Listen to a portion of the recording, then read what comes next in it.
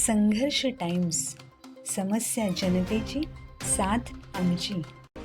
खोपोलीत वेताळ मूर्ती हलविल्याने ग्रामस्थ संतप्त, ठेकेदारांवर कारवाईची मागणी.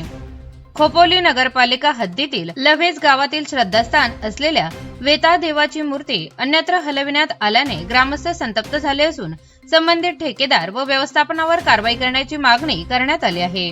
याबाबत ग्रामस्थांनी पोलीस ठाण्यात निवेदन देत संताप व्यक्त केला.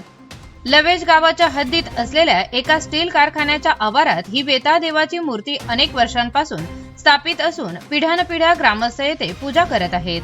दरम्यान कारखाना व्यवस्थापनाने अतिरिक्त जागेचा विकास करण्यासाठी ठेकेदाराला सपाटीकरणाचे काम दिले होते. यावेळी ग्रामस्थांनी देवस्थानाची जागा कायम ठेवण्याची विनंती केली होती.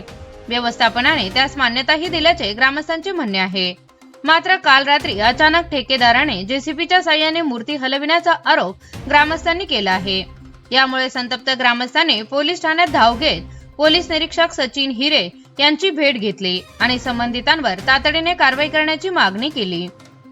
चर्चेदरम्यान मूर्ती हलविणार नाही असे आश्वासन देऊनही अचानक ही कारवाई का करण्यात आली असा सवाल ग्रामस्थांनी उपस्थित केला.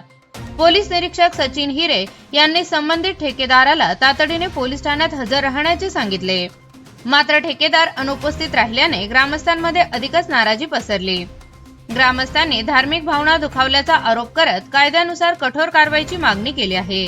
तसेच कारखान्याला पूर्वी दिलेल्या जमिनीच्या बदल्यात व्यवस्थापनाकडून सहकार्य अपेक्षित होते, मात्र तसे होत नसल्याची खंत ग्रामस्थांनी व्यक्त केली आहे. या चर्चेदरम्यान नगराध्यक्ष कुलदीपक शेंडे, नगरसेवक संदीप पाटील पालांडे, पोलीस पाटील राम पाटील तसेच किशोर पाटील, अर्जुन पाटील, राजेश पाटील, गुलाबताई पाटील यांसह महिला व इतर ग्रामस्थ मोठ्या संख्येने उपस्थित होते. दरम्यान या प्रकरणाची सखोल चौकशी करून योग्य ती कारवाई करण्यात येईल असे आश्वासन पोलीस निरीक्षक सचिन हिरे यांनी दिले आहे.